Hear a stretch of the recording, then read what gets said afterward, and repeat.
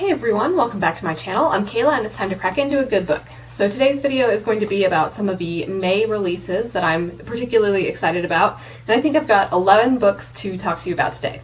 So there were a whole bunch of books that were supposed to come out this month that have been postponed or, pushed back due to, I think, the coronavirus situation. So I don't have as many books, I think, to talk to you about today as I would have had, but such is life. We do have several books coming out May 5th. And I think the first of these books that I'll talk about is Aurora Burning by Amie Kaufman and Kristoff. And this is the second book in the Aurora cycle. This is like another sci-fi series from them. Basically, we have like this Aurora Academy and we have a star, like in the first book, we had like a star pilot and he wants to recruit the squad of his dreams and like ends up getting kind of a group of rejects, I guess, almost. And then they end up finding a girl, Aurora, who they like rescue, and she's been in cryo sleep for 2 centuries. And it's like she could be the catalyst that starts a war 1 million years in the making, blah, blah, blah. So then Aurora Burning, we have our people returning. We have an ancient evil trying to kind of destroy everything. A variety of threats as well, like it says, like it's talking about a few small distractions. We've got like a group of, I think, government agents with creepy flowers where their eyes used to be. We've got somebody's long lost sister, and basically a whole bunch of people are after our group of characters. Some sort of ship has been found, and I can't remember exactly if this ship was where Aurora or Ori was found in cryosleep or not. But anyway, it may have some implications and come up to be helpful in the book, I guess. But yeah, so I really liked the first book and I'm excited to keep going with this. The next book I'll talk about that comes out May 5th is The Life in Medieval Times of Quick Kit Sweetly by Pacton. So I think this is like a YA contemporary, but it's set sort of at, I think it's like a medieval themed restaurant. So that seems something like very much up my alley, even though I don't read a whole bunch of like YA contemporaries. Our main character, Kit, is a wench at this medieval themed restaurant in Chicago, but she wants to be a knight like her brother. She has the skills that she would need to be a knight and really needs the money that being a knight would pay or would bring, but like the company policy only lets guys be knights, and she basically ends up taking her brother's place and beats one of the other knights and reveals her identity at the end. So this kind of gets her into trouble, but also like brings a lot of attention to her, I think. And then we've got like other wenches and cast members joining her quest and protesting. That just sounds really entertaining. I really like that setting. Like it kind of reminds me of like, not quite a YA version of Well Met, but similar enough that I feel like that's something I would enjoy.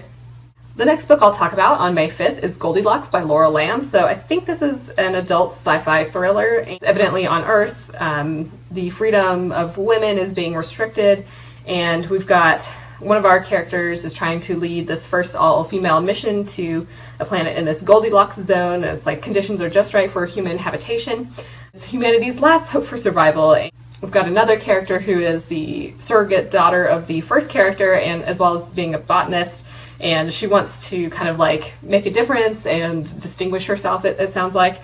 But things start to go wrong on the ship, and this botanist thinks that someone on board is concealing a terrible secret, and perhaps there's a limited amount of time left for Earth to be habitable. So it's like it's The Handmaid's Tale meets The Martian. So that sounds really fun. I think I feel like that's something that would be enjoyable. The next book I'll talk about on May 5th is Network Effect by Martha Wells. So this is the first full-length Murderbot book, and I'm super excited for this. So basically, Murderbot is kind of like this self-aware AI, I guess. It's hacked its governor module, so it doesn't really have to obey the commands of various people.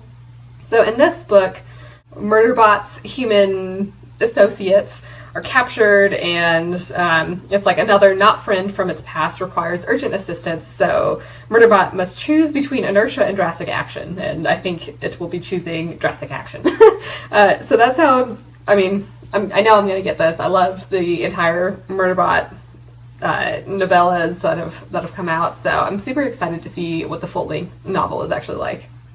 The next book I'll talk about that comes out May 5th is Forged in Fire and Stars by Andrea Robertson. So this seems to be, I think, a YA fantasy, and it's telling me it's pitched as Game of Thrones meets An Ember in the Ashes, and basically what I think is interesting here is that our main character has been told that her fate is to become this, like, lore smith. So it's a blacksmith who served alongside the kings and queens of this country, forging legendary weapons to arm warriors and protect the kingdom.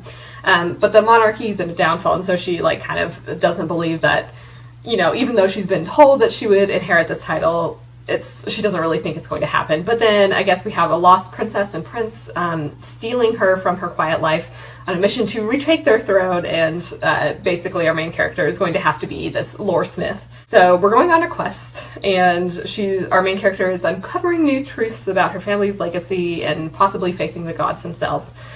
We've got a mysterious thief as an unexpected companion and some dark forces, of course. So yeah, I mean, this sounds like it could be pretty interesting, I think. I really like this whole blacksmith fate, I guess. I think that's an intriguing aspect. So, I don't know, maybe she'll have some sort of magical skills to forge these really cool weapons. I don't know. But that would certainly be awesome. The next book I'll talk about that comes out May 5th is Fractured Tide by Leslie Lutz. So I think this is maybe like supernatural type thriller. I think it's YA.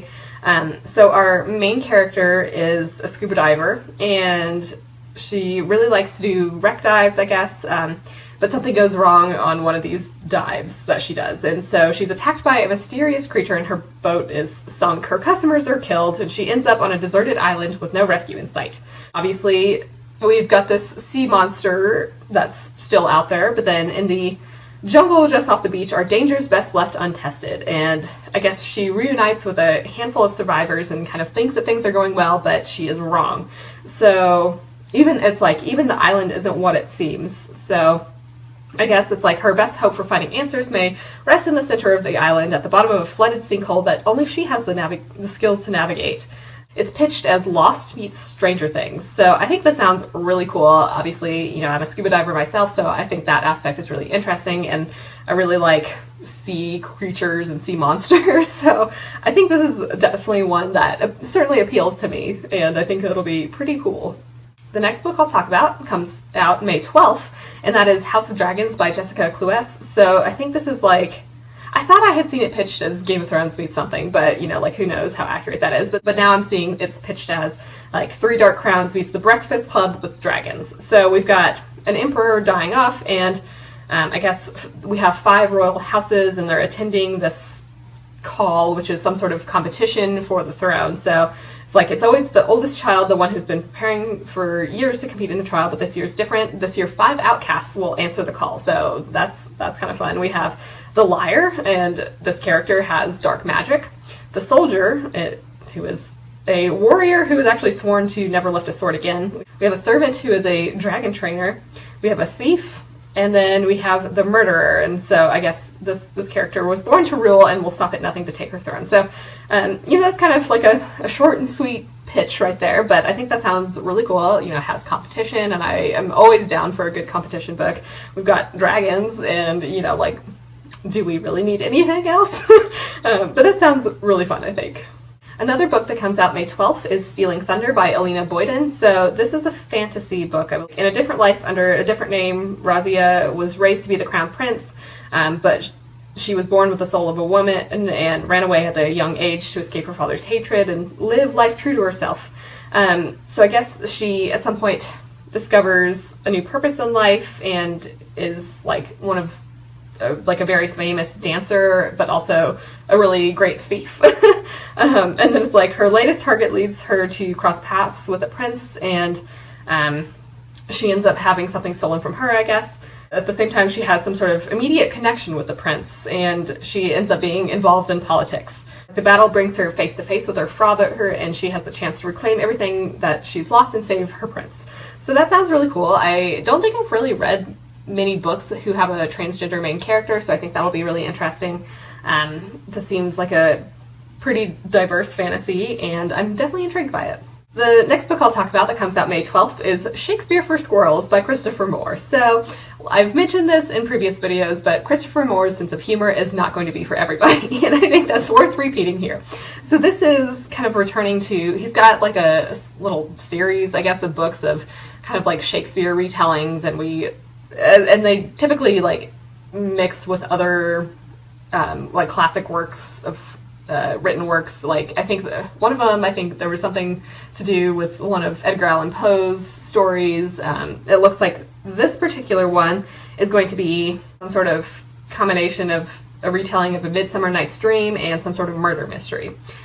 So we return to Pocket, who is the fool, and I guess he ends up in Greece, but the island is in turmoil. So we've got a Duke's minister who is angry that his daughter is like basically wanting to marry somebody other than who he has chosen for her. The Duke says that if by the time of the wedding she's still refusing to marry this dude, she's going to be executed or consigned to a nunnery. So then Pocket cannot help but point out that this decree is complete bollocks and that the Duke is an egregious weasel for having even suggested it. So then the Duke orders Pocket's death, but Pocket escapes. And so then I think we go into the wooded realm of the fairy king Oberon. Oh, I guess Robin Goodfellow was found dead and murdered, so Pocket must discover who killed Robin in order to take his job, I guess, as the fool. That sounds entertaining. I do definitely enjoy Christopher Moore's books, so I'm excited to see how this one goes. You know, I will say, like, these Shakespeare kind of retellings haven't been my favorite of his books, but they are still enjoyable.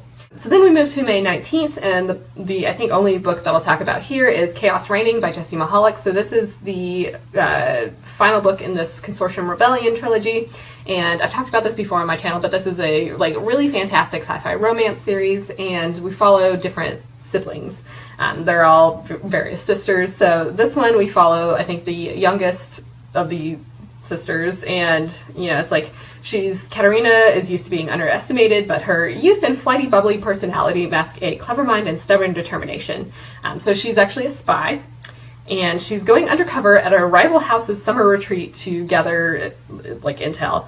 Her older sister agrees to this, but she's like, you can't go alone, so we end up sending a bodyguard with her who is going to pose as her lover. Kat attempts to ditch this bodyguard, but that doesn't really work out so well, so she's like, okay, fine. She's confident in her ability to manage him because she's never found a person that she can't manipulate, but I guess he's more difficult and more desirable than she anticipated. So she ends up being attacked, and they have to kind of work together to investigate this treason. I guess she has to persuade him to go back to Earth to expose the truth and finish this deadly battle once and for all. That's awesome. We've got some secrets and things like that as well. So I'm really excited for this. I'm definitely going to get it. You know, I've really loved this series so far, and I'm just so excited to go back to this world and you know, see how this trilogy ends.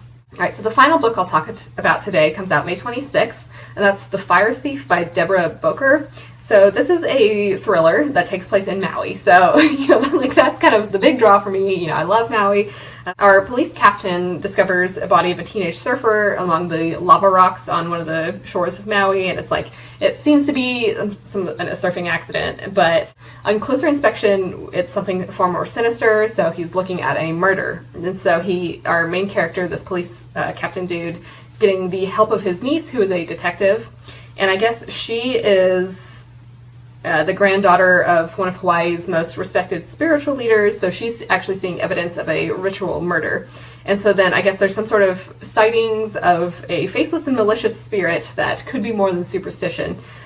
We've got a pretty awful sacrifice left on a doorstep of the local, and then we got a body washing ashore, so she thinks that like we've got a whole bunch of deadly secret ceremonies happening. She's not only using her like actual detective skills of logic and detection, but she's using her personal history, it says, with the uncanny legends of the islands. So she's trying to balance reason and superstition. It's like, who will be the next to die, and who or what is she even on the trail of? So that sounds super cool. You know, I don't know if this is necessarily a supernatural thriller, but that would be awesome. You know, I think even if it wasn't supernatural, like, just this whole premise sounds really cool, and again, I really like Hawaii, and always in the mood for a good thriller. So with that, those are all of the books that I'll talk about today. So let me know in the comments if you think you're going to pick up any of these books, and also let me know if there are any other books that are coming out in May that you're particularly excited about. For your question of the day, let's go with, do you enjoy going to Renaissance festivals? I certainly do. That's something I look forward to every year. I hope you're having an excellent day and are reading something awesome. If you enjoyed this video, feel free to give it a big thumbs up, as that would certainly help me out. But with that, I think I'm going to wrap it up here and see you in the next one.